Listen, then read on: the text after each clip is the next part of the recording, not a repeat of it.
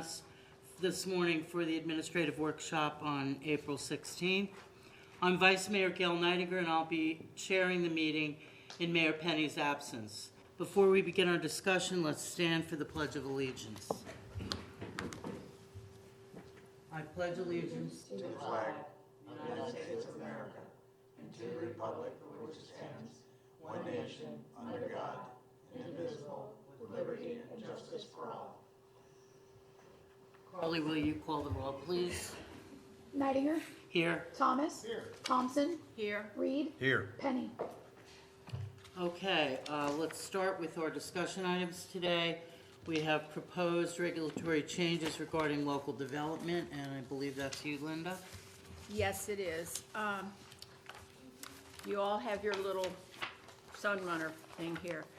I like the idea, but look back in the minutes. In 2012, they had already made a proposal to have the changes, but nothing really came of it. The two main gateway features are proposed to be located on the north of Pasadena Avenue and Gulfport Boulevard, Sunset Drive, and south of Pasadena Avenue and Huffman Way. The shopping center properties north and south of Gulfport Boulevard. These are the drawings. And Corey Avenue, how I thought to bring this up, Corey Avenue is perfect, but I would like to see Pasadena to look like. And you go up there, Corey Avenue, you have a hard time finding a parking space half the time, and I think it will improve our tax base also. I talked to Erica Cassidy of Southeastern Groceries, which is Aldi's that just has bought out Winn-Dixie. And I told her it was just in the planning stages of possibilities because we were going to, the commission was going to meet. And I asked her opinion, or was she interested in this? And she said yes. She asked me to forward the drawings onto her, and I told her the commission had it on the agenda for discussion. Then I spoke with Jared of St. Petersburg, who was involved in the trolley, and that's the drawings that you have from there. He sent me several grants, like the beautification program with the FDOT of $100,000 and the Florida Commerce $75,000, and Forward Pinellas complete grants, typically $70,000 to $100,000 for planning studies, and he listed several on there. So I just thought that Winn-Dixie was the perfect place to put this drawing. Across the street at Walmart, they're not interested in doing anything like that. They just buy shopping centers and then flip them. But Aldi's, she said, are very progressive, and she liked the idea, but I said we're just in the talking stage. So I just wanted to bring that before the commission to see how you felt about doing such a project. Wasn't this already addressed in the transit-oriented development plan presented by Sunrunner and Forward Pinellas? I mean, that's essentially what we're looking at, right? Yeah, that's what he gave Which me. we agreed that we were interested in, Right. if I'm not mistaken. Correct, yeah, but there's regulatory. So that's what I regulatory guess, changes. that's where I'm Yeah. going with the question. Are we being asked to approve a regulatory change as outlined here in order to let this go forward? Well, I think before we went forward on that, we have to see if Aldi's is on board, because we go ahead and then they're not on board, so where are Well, we? the Aldi's may not always own that area. Yeah, I mean, that's true. I mean, if you don't change your zoning or plan because one entity indicates they might be willing to, you do it in attempts to attract more entities to the Right. project. Right, So I personally like the idea. I think it's a great idea. I mean, I know the city was opposed to Sunrunner coming in, but, you know, it's here. So if we can find a way to capitalize and, as you said, improve our tax base. right. And, But they don't go on Gulfport Boulevard, do they? no, but the stop is considered Gulfport Boulevard, right Yeah. there by Valentis. Oh, right, Yeah. yeah. So it ties in nicely with the Pasadena Avenue and the Gulfport corner. I mean, I wouldn't be opposed to seeing this kind of development occur on both sides of Gulfport, both the Aldi and the Walmart side. And there's nothing to say that future owners of the Walmart yeah. center wouldn't see the benefit in adding development, I mean, particularly mixed use with potential residential above the retail Right. component. Right. I think it could do a lot to help our city become less of a pass-through designate and more of a designation.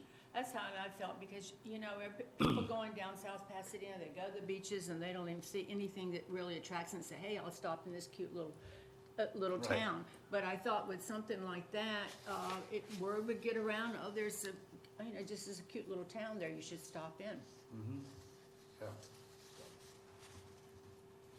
So where do we go from here? Well, I just, Uh-oh, there's our lawyer. Our lawyer's raising her hand. did you get a picture of it? I gave her a Okay. copy. I did. All right. Generally, and not this item specifically, generally, there's two ways to implement these types of planning opportunities. One is through amending your land development code, putting in standards, and then when each one of these parcels comes in to redevelop in some form or fashion, called kind of a change of use, you're gonna do something different, that's when you can implement that, is through that process, which would be permitting. And it would be relating generally to the on-site, not the items in the right-of-way, but the on-site requirements and plans for redevelopment. So that's one way to do it. The second way to do it is especially in your public spaces, which are your rights-of-way, and those areas, and there's, it appears just from this picture that, there's interest in doing more vegetation in the right-of-way, probably some bigger sidewalks, those kinds of things. Those are technically, your rights of way that you have rights to go in tomorrow and go do all the things you want to do. There is an opportunity when there's redevelopment to do certain amounts of redevelopment or beautification within the rights of way adjacent to your property, but that's kind of like, parcel by parcel. So without knowing how these plans have been implemented in your comprehensive plan, which is Ford Pinellas, I might suggest that you ask Ford Pinellas to come, give you a presentation about implementing these within the comprehensive plan, and then find out if they do for some of the smaller local governments, some of your planning processes, so you don't have to go to your outside consultants.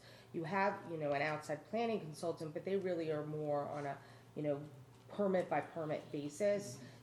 The other thing that you may want to consider after we talk to Ford Pinellas is looking at whether or not you want to hire a consultant to come in and not just vision your plans, because these are vision plans, but actually implement them into your land development code and into your comprehensive plan. But before we go down that path, my recommendation would be to invite someone to Ford Pinellas to ask those questions. What would it take to implement this into our comprehensive plan?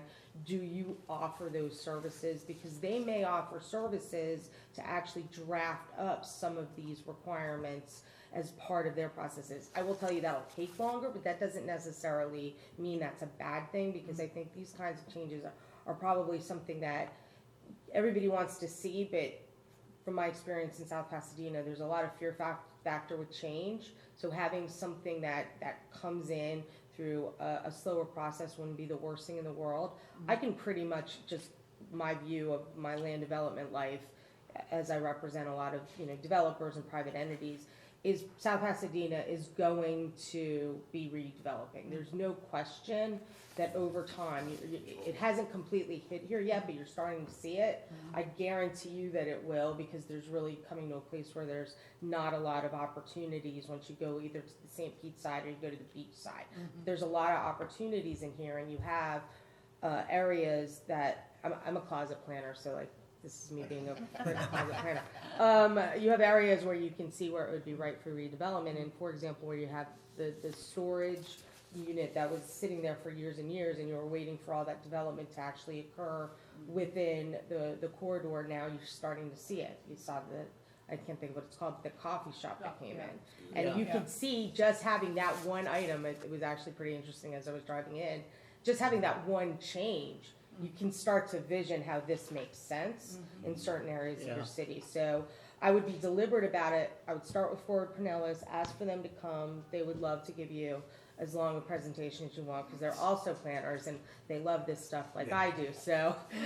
If anybody's you'll talked be to here for planners. those. Oh, absolutely, Yeah. and, I would be happy to help drive this, but although I play planner, I'm not a planner, and what you do need is people who have a good understanding of both how to draft up the right regulatory process and then utilize it for implementation. And on top of that, you can look at grants, and they may have some really good opportunities to they do a lot of grant writing, Ford Pinellas does, those types of agencies do. They may be able to help you identify grants that you can actually apply for. The one thing I would caution, and I'm sure this will be a question, some of them are matching grants, so you just gotta make sure you have that financial opportunities available, but I would take advantage of those. And I think it's a great conversation for you all to continue. It's sort of been out there for a while, and, we've heard it in different land development worlds, but you tend to just sort of like, all right, let's move on to the next thing. But I think this is a great opportunity to look at some of these things and leverage what we can get out of Ford Pinellas before we start spending our own money on that. Sounds good. And it sounds like there is grant money out there. Yeah. so- Yeah, he gave me at least 20 different grants. And I think Ford Pinellas can probably help you identify the ones that are the best ones, and then from there, work with you towards drafting. And either Yeah. utilizing your consultants that you already have, or whether or not you wanna hire somebody, who's more of a long-range planner. Lewis and all, they're not long-range planners, they're more, I'm reviewing permits, it's kind of a different realm. And, and you have in-house folks with Terry who can also help to manage those processes and also be able to say, this is what I'm gonna need on the ground in order to say I can enforce this. So the next step would be basically get Ford Pinellas back in here to discuss implementation of the TOD that they presented us. That's exactly what I would start doing, and with the eye towards what can you do to help us All right. implement them? What are the resources that are available to help us implement them, knowing that you don't have a big in-house planning team? That's not, and the planning team that you have is really more of a regulator, processor, rather than a long-term vision. Now, they have that in-house at that particular firm, and I've worked with some of those folks. I know they have folks in Miami that have done some bigger planning, but it may well be that you want to look towards some other folks that are really more engaged in that long-term planning process. Yeah. So I will contact, Ford Pinellas. I can if you like. I talk with them Okay, all right. fairly regularly anyway. Yeah, Rodney, yeah, yep, Okay, Yeah, thank that you. sounds great. yep, happy to do that. Yeah, that'd be interesting. I'd like to see that go. Okay, next is Public Works Vehicle Budget Expenditures.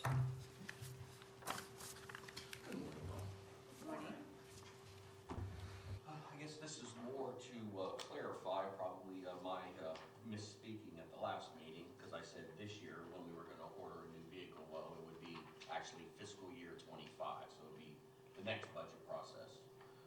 So really that's what I needed to get square, but also that I spoke with Jim about upcoming budgets and adding money to vehicles that we do want to get, and just our plan was to just order them early, just to get a head start on it.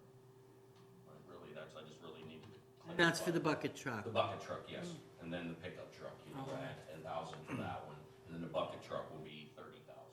10,000 for a pickup truck. No, on top of my existing budget. Oh, okay, Yeah, sorry. yeah, because the price of everything's just. You were gonna buy He one. wants to say, I wanted three of them. We're gonna line up and buy them. But yeah, so that was just the reason for Yeah. this, just more clarification. What kind of pickup are you looking for? It's I got it, it's a F-150. F-150, Yep, okay. Yep, 8-foot bed. So, really, that was all I Is had. the bucket truck a Ford too? Yes. Coming through STAM? They putting the bucket on I think, yeah, because it was the same what we have. it? Johnny STAM over Yeah, yeah. on it the was Atlantic side. versatile. Yeah, okay, they're good. Yeah, They're really no, good. they do They're the good. best, actually. And you have to order them now Yeah, so that you yeah, got it's 'em. just to get a head start, that's all, just because everything's taking so long. Okay, so just so I'm clear for the minutes, can you say which vehicles are being ordered in which fiscal years? The bucket truck and the F-150 pickup truck will both be ordered or we'll pay for them in fiscal year '25. We're Okay. just gonna order them now. Okay, were they both budgeted Yes. already for fiscal 25? Yes, Okay, so not moving anything between any fiscal just years? adding monies to. Just adding money to, Yes. yeah, Yes, To the 25 budget. yes. which we can do, Uh-oh. Jim's raising his I hand. see a hand up. That's why I'm like, wait, let's make sure we're all on Yeah. the same Yeah. page That's supposed to now. be a clean Yeah. getaway.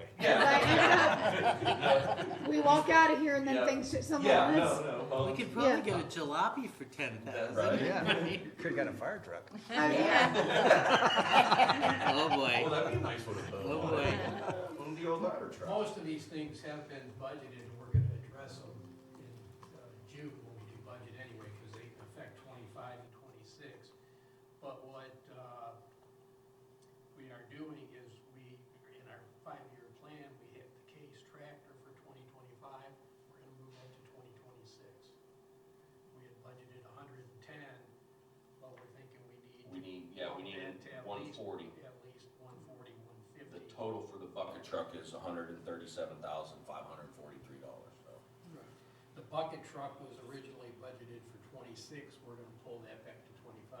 so we're Okay. taking two things and Yes. swapping Swapping them them. out. That's all, yeah. Okay, I'm just yeah. making sure, cause I Yeah. gotta write out what we're doing. I and know. not- Okay, yeah, yeah, yeah. And I know don't probably- necessarily I know probably what, Twisted that So, around like okay. a pretzel the last. okay, so, You know, we had planned on 90,000 on the bucket truck, but we're bumping that up, so.